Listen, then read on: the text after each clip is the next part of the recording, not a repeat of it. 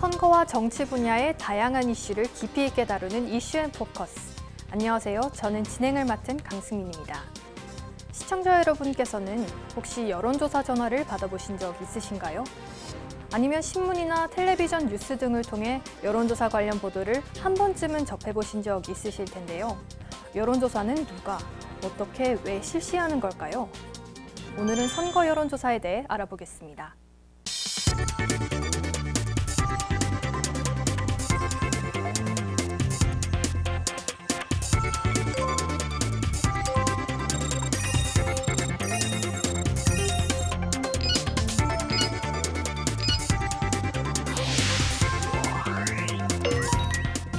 오는 4월 총선을 앞두고 각 당이 후보 경선 과정에서 여론조사 반영 비율을 높이면서 그에 따른 조작 시비도 뜨거워지고 있습니다.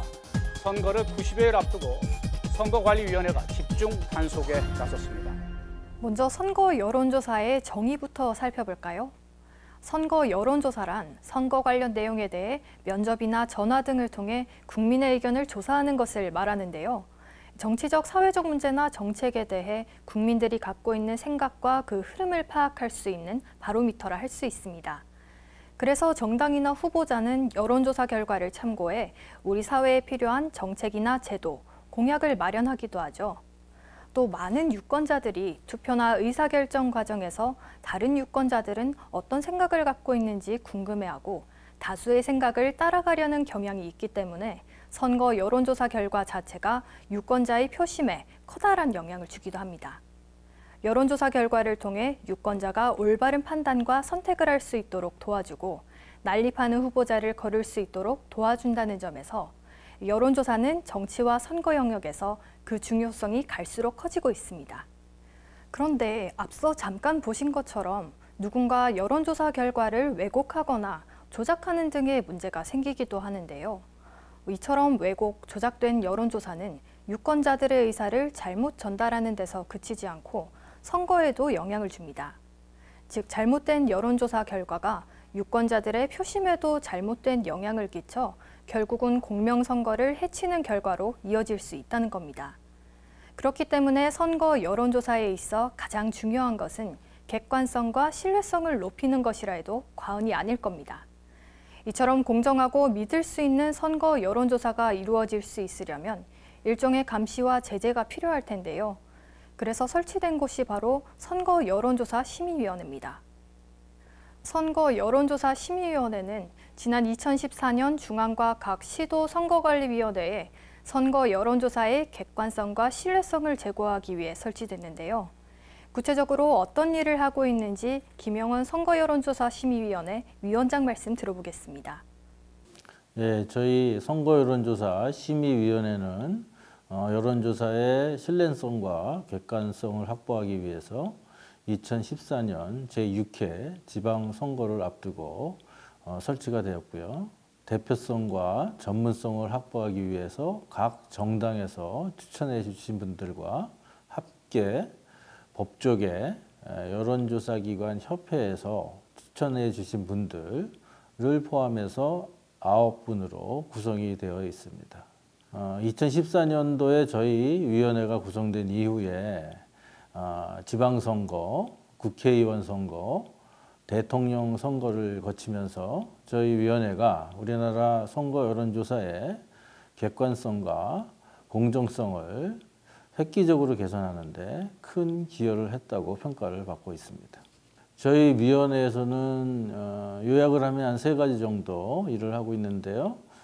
첫 번째는 선거 여론조사를 하는 경우에 공정하고 객관성 있는 조사를 하기 위해서 꼭 지켜야 될 사항들을 저희가 정리를 해서 선거 여론조사 기준을 저희가 만들었고요. 선거 여론조사 환경이 변화함에 따라 기존의 기준을 지속적으로 저희가 개정하는 작업을 하고 있습니다.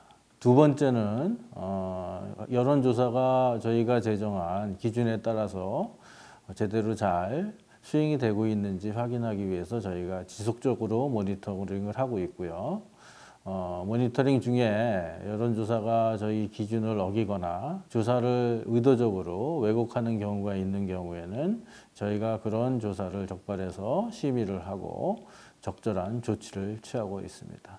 마지막으로는 저희가 아주 다양한 형태로 이루어지고 있는 전화조사가 구체적으로 어떤 차이가 있는지 유권자들이나 또는 선거 여론조사 결과를 보도하는 기자분들께서 파악할 수 있도록 각 여론조사와 관련된 구체적인 정보를 투명하게 공개를 하고 있고요. 이를 통해서 우리나라 선거 여론조사의 어떤 투명성을 제고하는데 많은 기여를 하고 있다고 생각을 합니다.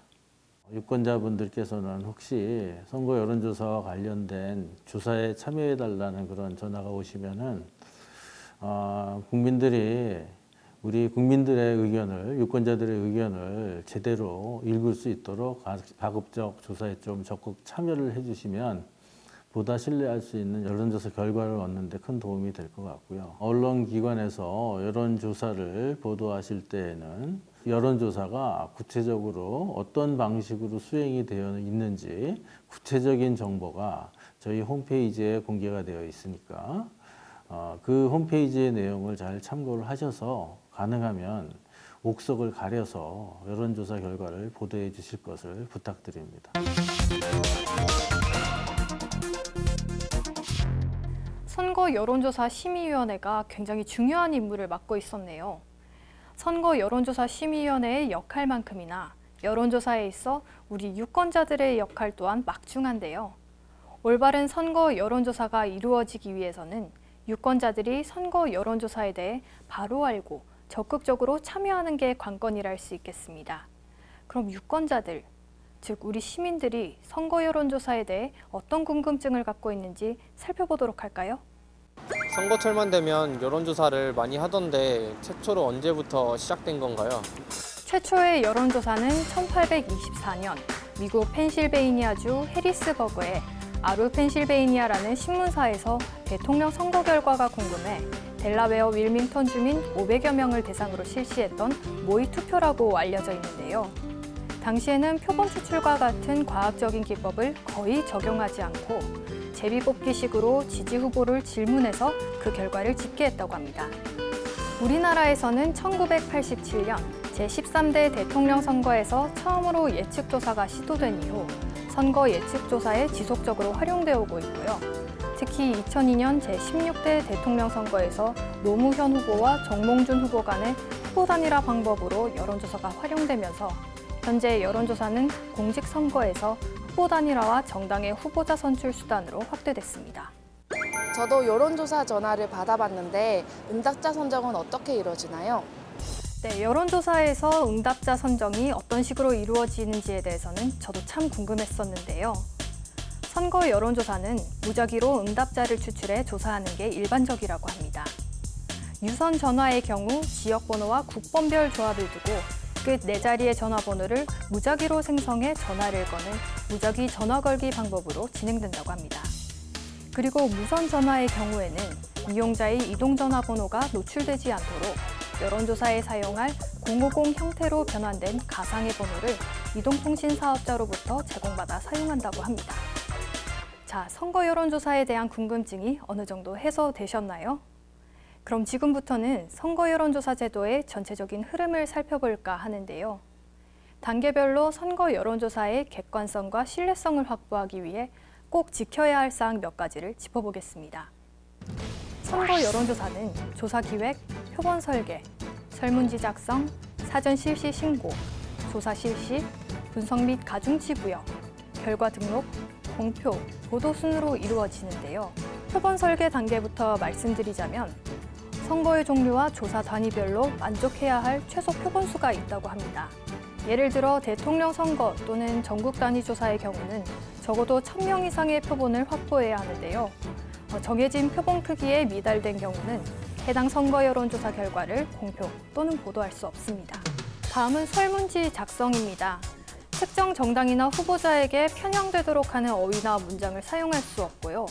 응답을 강요하거나 유도하는 방법으로 질문할 수 없습니다. 특히 예비 후보자나 후보자의 경력은 관할 선거관리위원회에 등록할 때 제출한 직업이나 주요 경력을 사용해야 하고요. 정당이나 후보 지지도 등을 질문하는 경우 지지하는 정당이나 후보자가 없음이라는 선택 항목을 별도 응답 항목으로 구성해야 한다고 합니다. 그리고 응답 항목을 배열할 때도 정당의 명칭이나 후보자의 성명을 일정한 간격에 따라 순환해야 한다고 합니다. 다만 정당의 명칭이나 후보자 성명을 가나다 순으로 배열하거나 소속 정당의 국회의원 의석수에 따른 조사임을 밝힌 경우에만 예외적으로 고정할 수 있다고 하니 유의하셔야겠습니다. 표본 설계와 설문지 작성을 마치면 여론조사를 실시한다고 사전에 선거여론조사심의위원회에 알려야 하는데요. 공표 보도하지 않는 여론조사라 하더라도 여론조사 개시일 전 2일까지 관할 선거여론조사심의위원회에 조사 목적 등을 서면으로 신고해야 합니다. 다만 정당처럼 법에서 규정하고 있는 예외 대상도 있다고 합니다. 이후 여론조사 결과가 나오면 조사기관은 이 결과를 공표 또는 보도하기 전에 위원회에 먼저 사전 등록을 해야 하는데요. 중앙선거여론조사심의위원회 홈페이지에 선거 여론조사의 명칭, 조사 의뢰자, 조사 기관, 조사 지역, 조사 일시, 조사 대상, 조사 방법 등의 16가지 사항을 꼭 등록해야 합니다. 그리고 공표란 그 수단이나 방법의 여하를 불문하고 불특정 또는 다수인에게 알리는 것을 의미하는데요. 선거 여론조사 결과에 관해서 보도자료를 배포하거나 선거 홍보물을 게시한다든지 문자 메시지를 발송하거나 SNS 또는 인터넷에 게시하는 등의 행위가 공표에 해당됩니다. 뿐만 아니라 기타 불특정 다수의 선거 국민에게 전파될 가능성이 있는 경우나 선거 여론조사 결과가 기사화될 것을 예상해 기자와 나눈 대화도 해당된다고 합니다. 끝으로 누구든지 선거일 전 6일부터 선거일의 투표 마감 시각까지 선거에 관해 정당에 대한 지지도나 당선인을 예상하게 하는 여론조사의 경위와 그 결과에 대해 공표하거나 인용 보도하는 것 역시 제한되는데요. 모의투표나 인기투표도 포함된다고 합니다. 이렇게 단계별로 준수해야 할 사항을 둔 것 역시 선거 여론조사의 객관성과 신뢰성을 확보하기 위한 일일 텐데요. 그럼에도 종종 여론조사 결과가 왜곡되거나 조작됐다는 소식을 접하기도 하죠. 어떤 사례가 있었고 또 어떤 처벌을 받게 되는지 이종호 선거 여론조사 심의위원회 사무국장 말씀 들어보도록 하겠습니다. 네, 여러 가지 사례가 있는데요. 사항별로 좀 말씀을 드리겠습니다. 우선 허위 여론조사 결과 사례입니다. 지난 국선 때 부산에서 모 대학 교수가 실제로 실시하지 아니한 여론조사 결과의 그 보고서를 만들어서 언론사에 이메일로 해서 송부하고 언론사에 그 허위 여론조사 내용을 그대로 보도해서 고발됐던 사례가 있습니다. 또 왜곡 조작 사례인데요. 특정 후보자의 측근이 실제 언론에 공표된 여론조사 결과의 수치를 특정 후보자의 수치를 올리고 특정 후보자의 수치를 내리는 방법으로 여론조사 결과를 왜곡해서 고발 조치했던 사례가 있고요. 이번 지방선거와 관련된 전화 착신 전환 관련된 사례가 있습니다. 특정 후보자의 가족과 선거사무 관계자들이 서로 공모해서 임시 전화를 대량으로 설치하고 그 전화를 일반 전화와 휴대전화로 착신시키고 여론조사 기관에서 걸려오는 전화를 한 사람이 중복해서 받으면서 허위로 응답한 사례가 있습니다. 즉 착신 전화를 통한 허위 중복 응답 사례가 있어가지고 관련자 35명을 최근에 고발한 사례가 있습니다. 선거 여론조사 결과를 왜곡 조작하거나 허위로 공표하는 등 선거 여론조사 관련된 범죄에 대해서는 최고 5년 이하의 징역 및 최고 2천만 원 이하의 벌금에 처할 수 있으며 최소 표본수 및 가정값 배열 등 공포 보도 요건을 정한 선거 여론조사 기준을 위반한 경우에는 최고 3천만 원 이하의 과태료에 처해질 수 있습니다. 아울러 선거 여론조사 기관이 저희 선거 여론조사 심의위원회로부터 고발되거나 고발되지 아니한 경우라도 선거 여론조사와 관련된 범죄로 인해서 기소되는 경우에는 당해 선거일까지 공표 보도용 여론조사를 못하도록 별도의 규정을 두고 있습니다. 즉 영업정지 효과를 발생하는 그런 처벌을 별도로 하고 있습니다. 정당 후보자나 언론기관, 여론조사 기관을 대상으로 선거법 및 선거 여론조사 기준을 적극 안내해서 위법 행위를 하지 않도록 예방활동을 적극 전개하고 있습니다. 선거 여론조사 실시 신고서를 실시 전에 제출받아 적법 여부를 확인하고 미흡한 부분에 대해서는 보완을 통해서 위법행위를 차단하고 있으며 실시간 모니터링을 통해서 공표 보도된 여론조사의 위법 여부를 확인하고 확인된 입법 행위에 대해서는 주어진 조사권과 조치권을 활용해서 신속 엄정하게 조치하고 있습니다. 선거 여론조사가 올바르게 실시되는 것도 중요하지만 우리 유권자들이 여론조사 결과에 대해 바르게 읽어내는 것 역시 중요하겠죠. 그런데 일반 유권자들 입장에서는 여론조사에 쓰이는 표본 추출이라든지 가중값과 같은 용어는 사실 생소하게 다가올 수 있는데요. 이런 용어들에 대해 여러분들께서는 얼마나 이해하고 계신가요?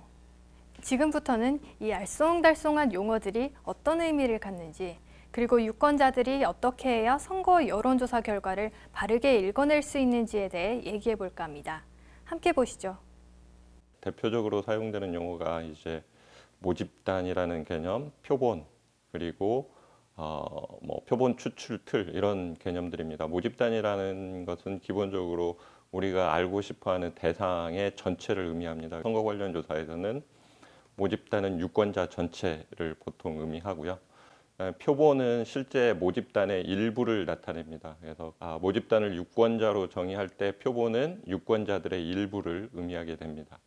실제 우리가 조사를 하기 위해서는 표본의 대상, 표본을 구성하고 있는 유권자를 선택해야 되는데 선택을 하기 위해서는 어떤 물리적인 유권자들의 리스트가 있어야 되고 그 리스트를 우리가 표본 추출 틀이라고 합니다. 우리가 이제 모집단 전체가 아니라 일부만을 우리가 관측을 해서 결과를 내기 때문에 모집단에서 알고 싶은 정확한 수치와 또 표본에서 산출된 수치와는 차이가 발생하게 되죠. 이 차이를 우리가 표본 오차라고 얘기하고 방송에서 나오는 95% 신뢰 수준 하에서 플러스 마이너스 3%라는 개념은 실제 우리 방송에서 나오는 그 수치에 플러스 마이너스 3% 정도의 오차가 발생할 수 있다. 그런데 이제 이 말에 대한 신뢰도 역시 95% 정도다라고 이해를 하시면 될 것 같습니다. 응답률은 실제 전화를 받고 그래서 이제 응답자가 전화를 받은 이후에 응답을 완료한 그 비율을 의미합니다. 전화를 했는데 응답하지 않거나 또 신호 대기 중 이런 경우는 실제 응답률을 산출할 때 포함이 되지 않습니다. 우리나라 전체 유권자 중에 일부를 선택해서 우리가 조사를 하게 되면 실제 이 우리 표본에 있는 유권자들의 흔히 표현하는 분포, 예를 들어서 남녀의 비율이라든가 연령 비율 또는 주거 지역의 비율들이 우리 모집단에서의 정의되는 비율과 정확하게 일치하지 않을 수 있습니다. 예를 들어서 모집단에서 남자이면서 20대인 그 우리나라 전체 유권자의 비율이 약 15%다라고 가정을 할 때 실제 우리 표본에서는 15%보다 높게 나올 수도 있고 낮게 나올 수도 있습니다. 표본에 나타난 유권자들의 구성비와 모집단에서의 실제 구성비의 차이가 있기 때문에 이것들을 조정해주는 역할을 하는 것이 가중값이라고 얘기를 할 수가 있습니다. 여론조사 결과와 더불어서 함께 제공되는 여러 가지 정보들, 예를 들어 모집단이라든가 조사 방법 또는 응답률, 그다음에 실제 설문지의 내용 이런 것들이 함께 제공되고 있기 때문에 이러한 부분에 대한 검토를 잘 하시고 실제 정확하고 또는 과학적인 절차가 이루어졌는지를 잘 살펴보고 그 결과를 이해하셔야 됩니다. 경마식 보도를 하는 언론에서 1, 2위를 자꾸 표본오차 내에 있는 후보들 간의 1, 2위를 자꾸 얘기를 한다거나 이런 부분은 실제 그 결과를 해석하는데 오히려 왜곡된 결과를 낳을 수 있기 때문에 그 부분에 대한 해석은 굉장히 주의가 필요하다. 이 역시 표본오차에 대한 바른 이해를 하셔야만 될 것 같고요. 절대적인 수치로 받아들이지 않고 오류가 포함되어 있는 수치로 받아들이는 것이 바람직하다고 말씀드리겠습니다. 유권자들이 여론조사에 진지하게 응답하는 것은 물론 여론조사 결과를 바르게 읽기 위해 노력하는 것 또한 중요하겠습니다.